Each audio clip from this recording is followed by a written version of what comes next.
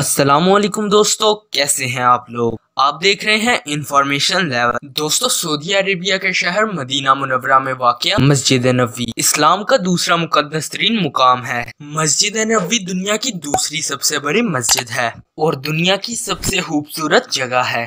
تو دوستو، آج کی اس ویڈیو میں ہم مسجد نبوی سے متعلق چند ایسے حیران کن حقائق بیان کریں گے جن سے آپ یقیناً ناواقف ہوں گے۔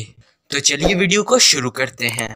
دوستو، مسجد نبوی ایک قدیم مسجد ہے جس کی تعمیر ہر دور میں ہی ہوتی رہی ہے۔ ہجرت مدینہ کے بعد نبی کریم صلی اللہ علیہ وآلہ وسلم اپنے ہاتھوں سے اس مسجد کی تعمیر فرمائی۔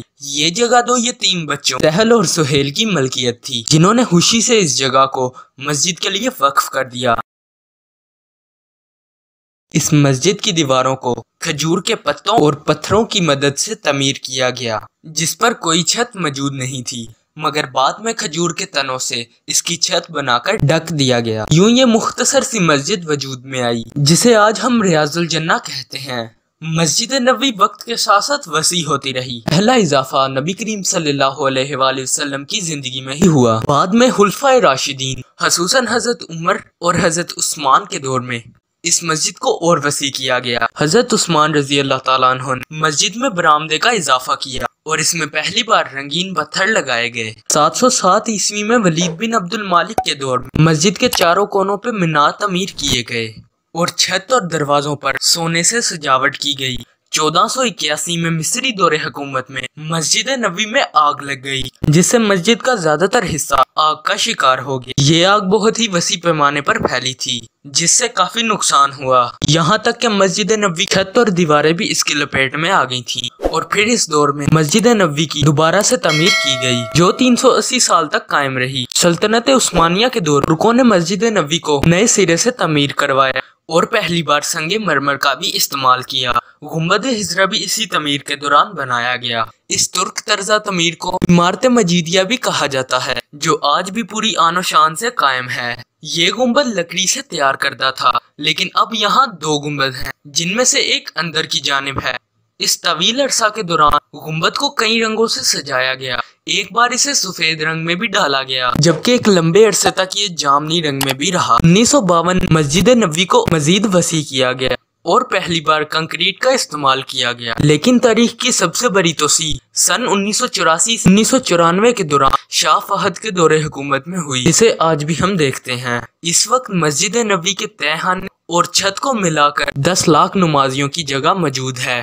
آج کی مسجد نبوی قدیم مسجد نبوی 100 گنا سے بھی زیادہ بڑی ہے۔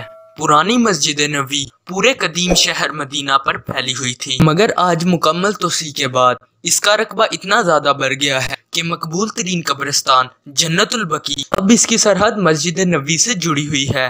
دوستو، مسجد نبوی میں سب سے پہلا بلب سلطنت عثمانیہ کے دور میں روشن ہوا۔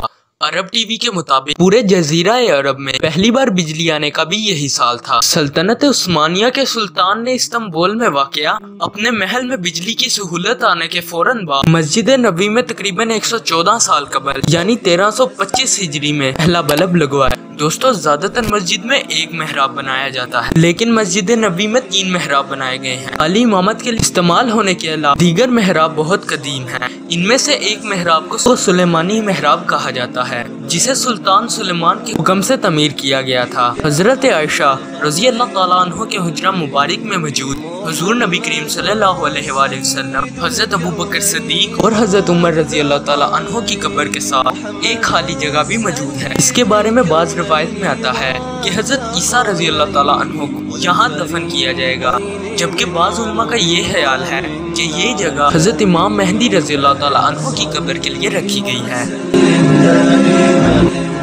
دوستو، اس دنیا میں مسجد حرم اور مسجد نبوی سے زیادہ کوئی خوبصورت جگہ نہیں ہے۔ میری دعا ہے کہ اللہ تعالیٰ ہر مسلمان کو ان مقدس مقام پر جانے کی توفیق دے، اور اگر آپ کو یہ ویڈیو پسند آئی تو اسے لائک کر دیں اور میرے اس چینل کو سبسکرائب کر لیں، تاکہ میں آپ کے لیے تمام ایسی اچھی ویڈیوز لاتا رہوں۔ اللہ حافظ۔